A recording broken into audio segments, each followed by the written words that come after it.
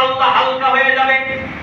মিজানের পাল্লায় যখন সওয়াবটা এক পাশে দেওয়া হবে, গুনার বোঝা যখন মিজানের পাল্লায় আরেক পাশে দেওয়া হবে, যখন মিজানের পাল্লা হালকা হবে তার ঠিকানা হবে হাবিয়া। হাবিয়া ওই যে ওয়া আম্মা মান খাফফাত মাওয়াজিনু ফাউম্মুহু হাবিয়া, জাহান্নামের মধ্যে হাবিয়া নামক একটা জাহান্নাম আছে। এই জাহান্নামের মধ্যে ওই সব লোক জাহান্নামে নিমজ্জিত হবে যাদের মিজানের দাড়ি পাল্লা হালকা হবে।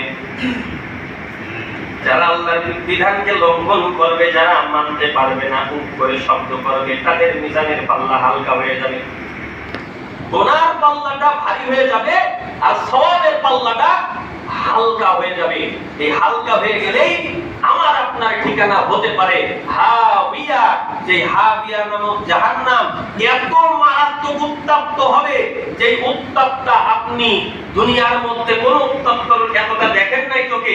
এত কি উত্তাপ, তার থেকেও বেশি উত্তাপ ওই হাবিয়া নামক জাহান্নামের মধ্যে আপনার আমাকে আযাব দেওয়া হবে।